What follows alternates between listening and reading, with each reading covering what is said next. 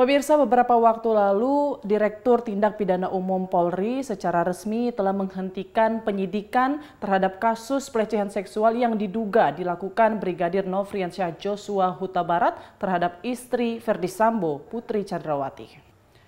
Namun pekan kemarin, kasus ini disuarakan kembali oleh Komnas HAM dan Komnas Perempuan. Pernyataan Komnas HAM pun kemudian memunculkan kegaduhan baru. Terjadi peristiwa pembunuhan terhadap Brigadir J yang merupakan tindakan ekstrajudisial killing yang memiliki latar belakang adanya dugaan kekerasan seksual. Di sini mereka tidak berpihak kepada korban. Hati-hati, jangan lempar batu sembunyi tangan kalian. Bisik-bisik tetangga, jangan langsung dicatat, diumumkan. Ya tolonglah, jangan membuat kegaduhan. Gitu.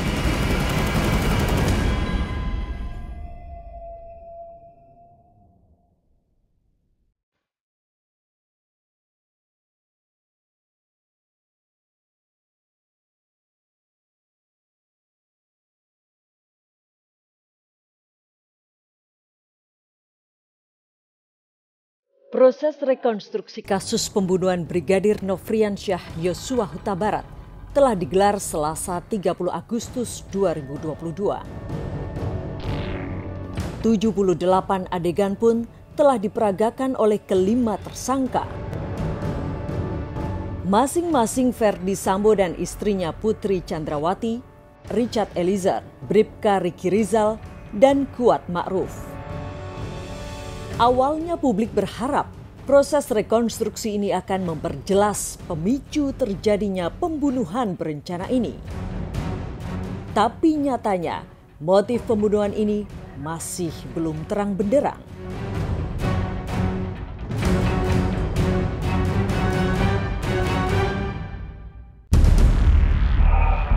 Kabar mengejutkan tiba-tiba muncul pasca rekonstruksi.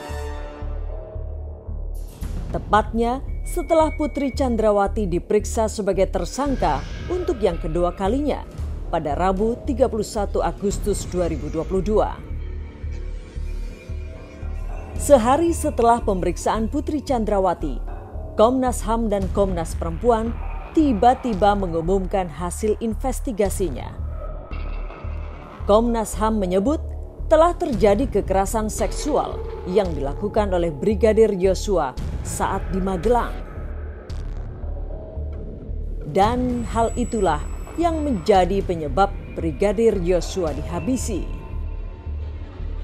Temuan faktual dalam peristiwa kematian Brigadir J disampaikan bahwa terjadi peristiwa pembunuhan terhadap Brigadir J yang merupakan tindakan ekstrajudisial killing yang memiliki latar belakang adanya dugaan kekerasan seksual. Peristiwa pembunuhan yang terjadi tidak dapat dijelaskan secara detail karena terdapat banyak hambatan, yaitu adanya berbagai tindakan obstruction of justice yang dilakukan oleh berbagai pihak. Pernyataan Komnas HAM sontak membuat kuasa hukum keluarga Brigadir Joshua geram. Dalam pembuktian hukum pidana harus lebih terang daripada cahaya. Bagaimana dia mau mengorbankan institusi Polri untuk mengambil beban tanggung jawab dari rekomendasi sesat hanya satu orang saksi. Dan saya lihat di sini mereka tidak berpihak kepada korban. Mereka tidak tahu bagaimana sulitnya kami untuk memulihkan nama baik keluarga dan korban. Hati-hati. Dan sekarang mana buktinya, nggak ada yang nongol. Jangan lempar batu sembunyi tangan kalian. Di sisi lain, orang yang paling terpukul atas pernyataan Komnas HAM ini adalah keluarga Brigadir Nofriansyah Joshua Huta Barat. Mereka heran kenapa dugaan pelecehan yang proses penyidikannya telah dihentikan tiba-tiba muncul kembali.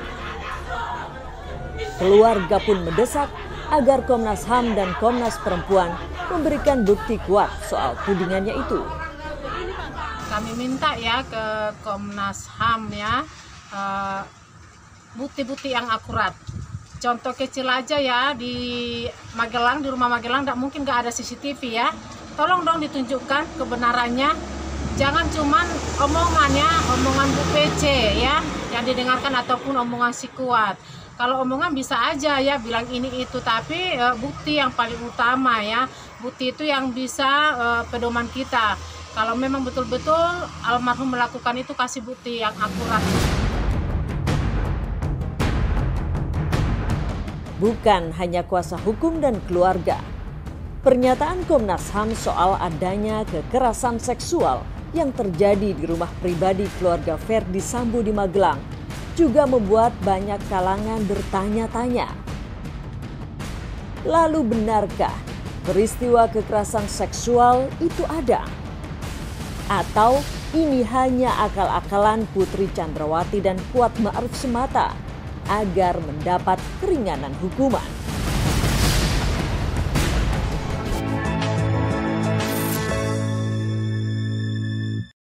Banyak pihak yang menilai Komnas HAM dan Komnas Perempuan kebablasan dalam memberikan rekomendasi soal adanya kekerasan seksual yang diduga dilakukan oleh Brigadir Joshua. Apakah ini salah satu bentuk strategi Putri Chandrawati agar ia bisa selamat dari hukuman berat yang mengancamnya? Terjadi peristiwa pembunuhan terhadap Brigadir J yang merupakan tindakan ekstrajudisial killing yang memiliki latar belakang adanya dugaan kekerasan seksual. Di sini mereka tidak berpihak kepada korban. Hati-hati, jangan lempar batu sembunyi tangan kalian. Bisik-bisik tetangga, jangan langsung dicatat, diumumkan. Ya tolonglah, jangan membuat kegaduhan. Gitu.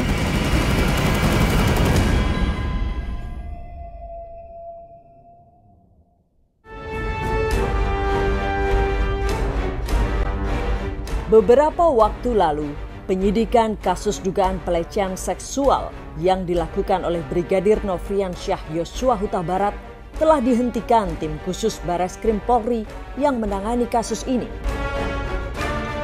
Mungkin Anda pun masih ingat pernyataan yang dikeluarkan oleh Direktur Tindak Pidana Umum Polri, Andi Rian Jayadi, tentang kejahatan terhadap kesopanan dan atau perbuatan memaksa seseorang dengan kekerasan atau ancaman kekerasan dan atau kekerasan seksual sebagaimana dimaksud dalam pasal 289 KUHP dan atau pasal 335 KUHP dan atau pasal 4 Junto pasal 6 Undang-Undang Republik Indonesia nomor 12 tahun 2022 tentang tindak pidana kekerasan seksual dengan pelapor Putri Chandrawati, korbannya juga sama. Terlapornya adalah Nofriansyah Joshua. Perkara ini kita hentikan penyidikannya karena tidak ditemukan peristiwa pidana.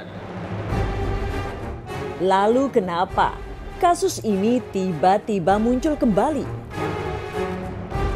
Dugaan ini disuarakan oleh Komnas HAM dan Komnas Perempuan sehari setelah istri Irjen Pol Ferdi Sambo, Putri Chandrawati, diperiksa sebagai tersangka untuk yang kedua kalinya.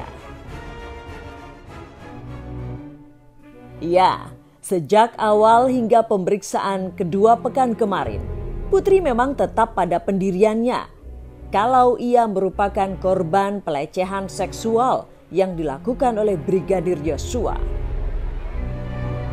Bukan hanya keluarga dan kuasa hukum, sejumlah kalangan pun ikut menanggapi soal pernyataan Komnas HAM. Dalam kasus pembuktian, dalam pembuktian untuk tindak pidana pelecehan seksual, tindak pidana susila, dan tindak pidana apapun juga di Indonesia, tidak ada pembuktian terbalik. Jadi jangan menanya kepada keluarga atau kepada Yosua, buktikan bahwa kamu tidak berbuat. Tidak begitu. Kalau dia memang disangka berbuat susila, buktikan. Mana buktinya? Ternyata hanya ada keterangan saksi. Itu pun ya, tanda petik ya, benar apa enggak, bohong apa enggak. Keterangan saksi 1.000 orang pun itu enggak ada nilainya kalau hanya itu saja. Keterangan lain enggak ada. Nah ini harus dipahami oleh Komnas HAM. Bisik-bisik tetangga jangan langsung dicatat, diumumkan. Ya tolonglah kita, apalagi lembaga-lembaga resmi, jangan membuat kegaduhan gitu. Sementara itu rekomendasi yang dikeluarkan oleh Komnas HAM agar penyidik mendalami dugaan kekerasan seksual yang dilakukan oleh Brigadir Joshua tidak akan mengganggu jalannya proses penyidikan. Karena rekomendasi tersebut bisa diabaikan. rekomendasi itu apa sih? Hukumnya rekomendasi itu boleh diterima, boleh tidak. Itu dulu, dia nggak mengikat. Jadi rekomendasi tidak mengikat pihak kepolisian, bisa diabaikan. Juga nggak bisa kalau diabaikan rekomendasi dari Komnas HAM oleh Kapolri, nggak bisa juga mereka melakukan upaya gugatan ke PT UN, nggak bisa. Nggak bisa. Namanya rekomendasi, bisa diterima, bisa tidak. Beda kalau perintah atasan, itu lain persoalan kan. Komnas HAM kan bukan atasan dari kepolisian. Sementara itu, pakar psikologi forensik Reza Indragiri Amril menilai pernyataan Komnas HAM soal adanya dugaan kekerasan seksual bisa dijadikan bahan untuk membela diri oleh Putri Chandrawati di persidangan nanti. Bagi saya narasi itu sama sekali tidak bermanfaat baik bagi mendiang Brigadir Y maupun bagi PC. Bagi Brigadir Y, karena dia sudah berpulang, maka praktis dia tidak bisa membela diri kan. Tidak bisa membangun kontra argumentasi, tidak bisa mendebat, tidak bisa mengoreksi. Jadi seolah-olah dia akan terabadikan selama-lamanya dalam stigma. Stigma sebagai orang yang sudah menjahati istri komandan secara seksual. Nah, itu bukan stigma yang menyenangkan, stigma yang amat sangat buruk gitu. Nah, demikian pula bagi PC. Narasi kekerasan seksual itu juga tidak ada manfaat finansial sama sekali buat dia. Kalau dia betul-betul korban, maka semestinya dia berhak mendapatkan restitusi dan kompensasi. Tapi ada syaratnya. Agar korban kekerasan seksual bisa mendapat restitusi dan kompensasi, harus ada terlebih dahulu vonis bersalah terhadap pelaku. Nah, sekarang pelakunya siapa? Tidak ada. Anggaplah Brigadir Y, sekali lagi anggaplah ya. Karena dia sudah meninggal, maka mustahil narasi kekerasan seksual itu bisa ditingkatkan menjadi sebuah kasus hukum. Tidak akan jadi kasus hukum, berarti tidak akan ada persidangan. Kalau tidak ada persidangan, maka niscaya tidak akan ada vonis. Kalau tidak ada vonis, maka mustahil pula ada restitusi dan kompensasi bagi PC. Saya mulai membaca ini arahnya. Sepertinya pernyataan Komnas HAM dan Komnas Perempuan bahwa diduga mendiang Brigadir Y sudah melakukan kekerasan seksual terhadap PC, ini akan menyediakan amunisi bagi PC untuk melakukan pembelaan diri di persidangan nanti. Belum ditahannya Putri Chandrawati, meski ia telah berstatus tersangka, serta disuarakannya lagi kasus dugaan kekerasan seksual oleh Komnas HAM dan Komnas Perempuan, menjadi tanda tanya besar.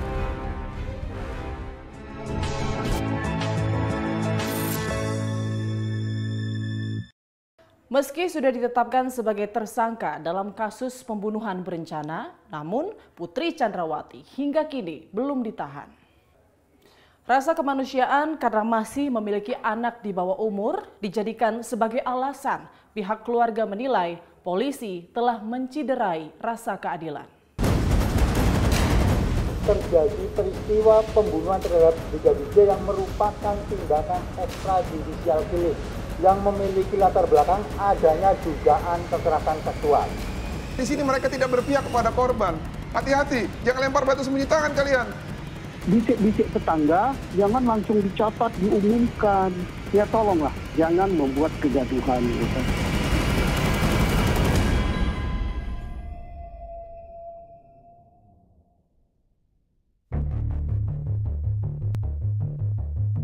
Meski telah ditetapkan sebagai tersangka kasus pembunuhan berencana, namun hingga kini Putri Chandrawati, istri mantan Kadif Propam Polri Ferdi Sambo, masih juga belum ditahan. Putri hanya dikenakan wajib lapor. Terkait soal penahanan Ibu Putri, kami sudah mengajukan permohonan untuk tidak dilakukan penahanan. Karena alasan-alasan sesuai pasal 31 ayat 1 KUHP, itu kita boleh mengajukan permohonan itu, dan kita mengajukan karena alasan kemanusiaan. Ibu Putri masih mempunyai anak kecil dan Ibu Putri masih dalam kondisi tidak stabil. Tetapi diberikan wajib lapor 2 kali seminggu. Nah, dan juga Ibu Putri sudah dicekal, jadi nggak mungkin kemana-mana lah. Kami menjamin Ibu Putri akan kooperatif setiap ada pemanggilan untuk pemeriksaan sampai dengan tahap persidangan. Hal ini tentu mencederai rasa keadilan pihak keluarga Brigadir Nofriansyah Yosua Huta Barat.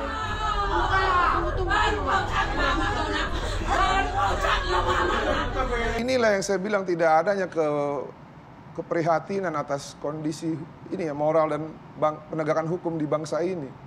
Apa kata Komnas HAM dan Komnas Perempuan? Mereka mengatakan bahwa ini adalah terobosan. Ini adalah penerapan hukum baru agar wanita-wanita lain nanti diperlakukan sama seperti PC. Apa-apaan ini? Kenapa kok contohnya harus istri jenderal? Dulu-dulu kemana mereka ketika FA ditangkap, ditahan? Pada saat AS ditangkap, ditahan ketika lagi proses hukum. Kemana mereka? Apakah mereka ada bilang bahwa kedua orang ini tidak berhak ditahan atas alasan kemanusiaan? Atas alasan anak? Tidak ada. Menyikapi hal ini, Abdul Fikar Hajar, pakar hukum pidana Universitas Trisakti berpendapat, tidak ditahannya Putri Chandrawati merupakan hal yang tidak wajar.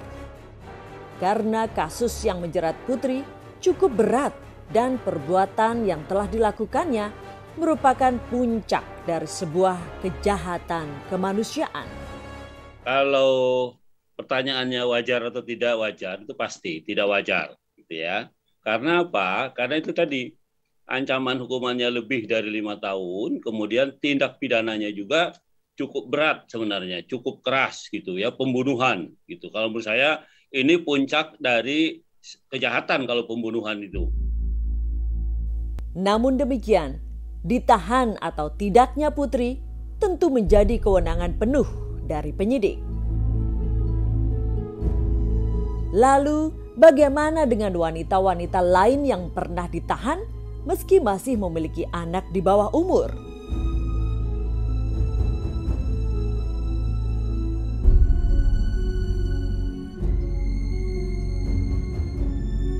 Pakar psikologi forensik Reza Indragiri Amril pun ikut menyikapi soal belum ditahannya Putri Chandrawati dalam kasus terbunuhnya Brigadir Nofriansyah Yosua Huta Barat. Kalau kita simak, PC ini tidak ditahan dengan 2 alasan. Pertama, karena dianggap tidak stabil, dalam kondisi tidak stabil, dan yang kedua karena punya anak yang masih kecil. Pertanyaan saya, tidak stabilnya seperti apa?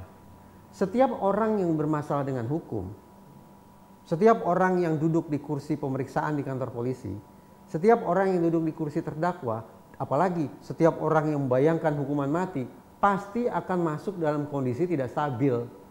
Yang kedua, terkait dengan alasan masih punya anak. Harus saya garis bawahi ya, yang namanya ruang tahanan dan lembaga pemasyarakatan memang bukan tempat yang ideal untuk membesarkan anak. Itu bukan tempat yang ideal. Tapi di negara-negara yang menurut saya rezim pemasyarakatannya lebih maju daripada kita, justru mereka memfasilitasi, menyediakan sarana dan prasarana baik bagi tahanan maupun narapidana yang masih punya anak dan mau mengasuh anak mereka di dalam ruang tahanan. Jadi, kalau kita mau belajar dari negara-negara yang lebih maju tersebut, maka konsekuensinya adalah Polri dan Kementerian Hukum dan HAM harus mulai sejak sekarang renovasi itu rutan mereka, renovasi lapas mereka agar siap menerima kehadiran PC maupun para ibu lainnya yang bermasalah dengan hukum dan pada saat yang sama masih ingin mengasuh anak mereka. Brigadir Nofriansyah Yosua Huta Barat kini telah tiada. Karenanya tak ada cerita pasti soal kebenaran kasus pelecehan seksual yang dituduhkan kepadanya. Hanya cerita seorang tersangka yang sekarang ini didengar. Perjalanan kasus pembunuhan berencana yang didalangi oleh mantan Kadif Propam Verdi Sambo sepertinya masih panjang dan berliku. Kita lihat saja bagaimana akhir dari cerita ini. Demikian menyingkap tabir kali ini. Sampai jumpa pekan depan.